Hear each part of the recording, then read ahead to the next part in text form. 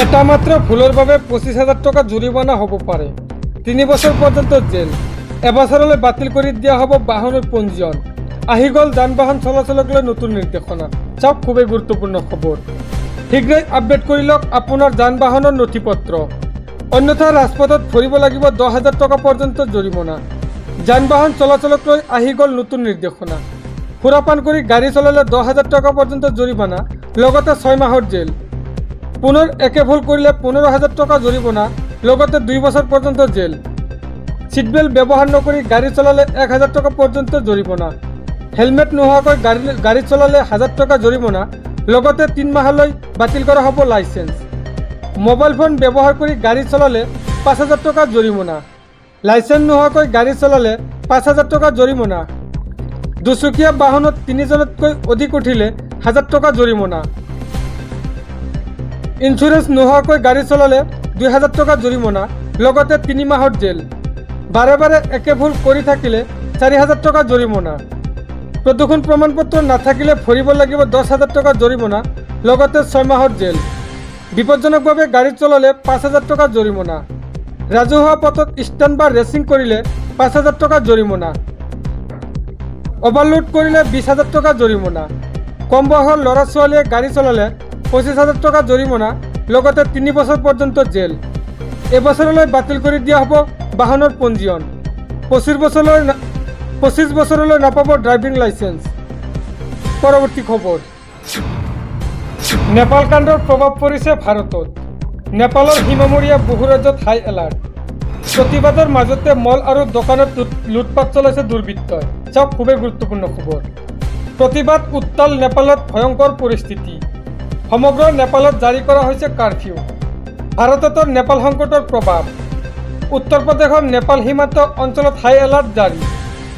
সীমা seal কৰাৰ লগতে social মিডিয়াৰ পোষ্টৰ ওপৰতো চকু ৰাখিছে আৰক্ষীয়ে। নেপাল সম্বন্ধীয় পোষ্ট পোৱাৰ লগে লগে ব্যৱস্থা গ্ৰহণৰ নিৰ্দেশ। নেপাল সীমান্তৰ সমীপতৰ আটাইকেইখন জিলাত আৰক্ষীক 24 ঘণ্টাৰ এলাৰ্ট থকাৰ নিৰ্দেশ। সীমান্তত চলিছে নাকা চেকিং। তন্নতন্নকৈ সকলো পৰীক্ষা কৰিছে নিৰাপত্তাৰক্ষীয়ে। ভাৰত নেপাল সীমান্তৰ সমীপত বিহাৰৰ ৰাক্সাউলত চলিছে তালাচী। সীমান্তৰ ওচৰৰ প্ৰতিটো অঞ্চলত সষ্টম আৰক্ষী নিৰাপত্তাৰক্ষী। ক্ৰমে অৱনতি ঘটিছে প্ৰতিবাদমুখৰ নেপালৰ পৰিৱেশ। প্ৰতিবাদৰ মাজতে মল আৰু দোকানত লুটপাট চলাইছে দুৰ্বৃত্তই। সমগ্ৰ নেপালত জাৰি কৰা হৈছে হাই এলাৰ্ট কাৰফিউ। পৰৱৰ্তী খবৰ। ধুবুৰীত প্ৰতিবাদকাৰীক লক্ষ্য কৰি লোৱা আৰক্ষীৰ বিৰুদ্ধে কঠোৰ হৈছে চৰকাৰ। গোলকগঞ্জ থানাৰ অচি দেৱজিৎ কলিতাক নিলম্বন। গৌৰীপুৰ থানাৰ অচি চিৰঞ্জীৱ লাহনক ৰিজাৰ্ভ ক্লজ। প্ৰতিবাদকাৰীক প্ৰহাৰ কৰা সকলো বিষয়াক লৈ শীঘ্ৰে চলিব তদন্ত।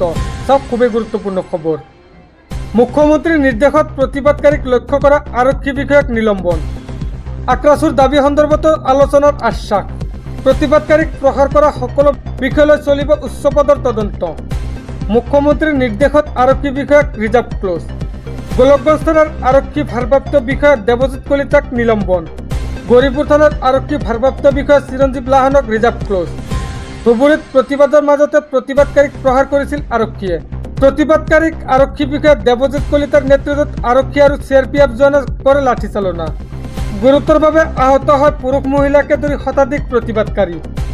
কোচ ৰাজবংশীৰ জনগোষ্ঠীৰ জনজাতিকৰণ আৰু পৃথক কমতাপুৰ দাবীত হৈছিল প্ৰতিবাদ। পৰৱৰ্তী খবৰ। গৌৰৱ গগৈ পাকিস্তান লিংকক লৈ SIT-য়ে 10 ছেপ্টেম্বৰত মুখ্যমন্ত্ৰীক দাখিল কৰিলে প্ৰতিবেদন। এতিয়া সকলোৰে প্ৰশ্ন, চিনেমা শেষ নে আৰম্ভ? চাওক খুবেই গুৰুত্বপূৰ্ণ খবৰ। গৌৰৱ গগৈ আৰু পত্নী পাকিস্তান লিংকক লৈ জেৰা এলিজাবেথক। SIT তদন্ত প্ৰতিবেদনত লিপিবদ্ধ এলিজাবেথৰ বিস্ফোৰক স্বীকাৰোক্তি। 14 বাৰ পাকিস্তানলৈ গৈছিল গৌৰৱ গগৈৰ পত্নী এলিজাবেথ। বিয়াৰ পূৰ্বে দুবাৰকৈ গৌৰৱ গগৈয়ে কৰিছিল পাকিস্তান ভ্ৰমণ।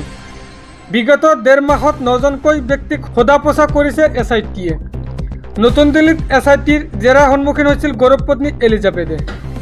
আৰক্ষীৰ তদন্তৰ সময়ছোৱাত SIT-য়ে 5 বাৰ গৈছিল দিল্লী আৰু পাঞ্জাৱলৈ। পাকিস্তানী নাগৰিক আলী তৌকি শ্বেখৰ বিৰুদ্ধেও তদন্ত।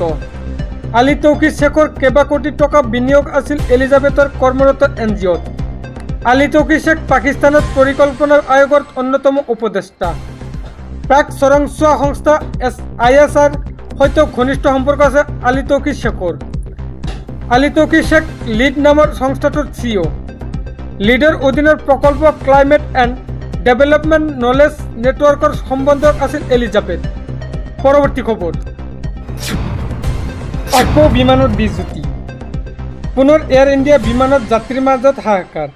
যান্ত্ৰিক বিজুতিৰ বাবে 200 যাত্ৰীৰ মাজত হাহাকাৰ পৰিস্থিতি। চাওক সবিশেষ। পুনৰ এয়াৰ ইণ্ডিয়াৰ বিমানত যাত্ৰীৰ মাজত হাহাকাৰ। যান্ত্ৰিক বিজুতিৰ বাবে যাত্ৰীৰ মাজত হাহাকাৰ পৰিস্থিতি। যান্ত্ৰিক বিজুতিৰ বাবে হাৰাশাস্তিত ভুগিলে 2 শতাধিক যাত্ৰীয়ে। এচি আৰু বিজুলী অবিহনে 2 ঘণ্টা বিমানতে বহি থাকিব লগা হ'ল যাত্ৰী। ইয়াৰ পিছতে সকলো যাত্ৰীক বিমানৰ পৰা নমাই দিয়া হয়। দিল্লীৰ পৰা ছিংগাপুৰ যাব লগা এয়াৰ ইণ্ডিয়াৰ বিমানত এই অঘটন। এয়াৰ ইণ্ডিয়া AI 2380 নম্বৰৰ বিমানত এই অঘটন। বুধবাৰে নিশা 11 বজাত দিল্লী বিমানবন্দৰৰ পৰা ৰাওনা হোৱাৰ কথা আছিল বিমানখন। ঘটনা সন্দৰ্ভত কোনো আনুষ্ঠানিক বিবৃতি প্ৰকাশ কৰা নাই এয়াৰ ইণ্ডিয়াই।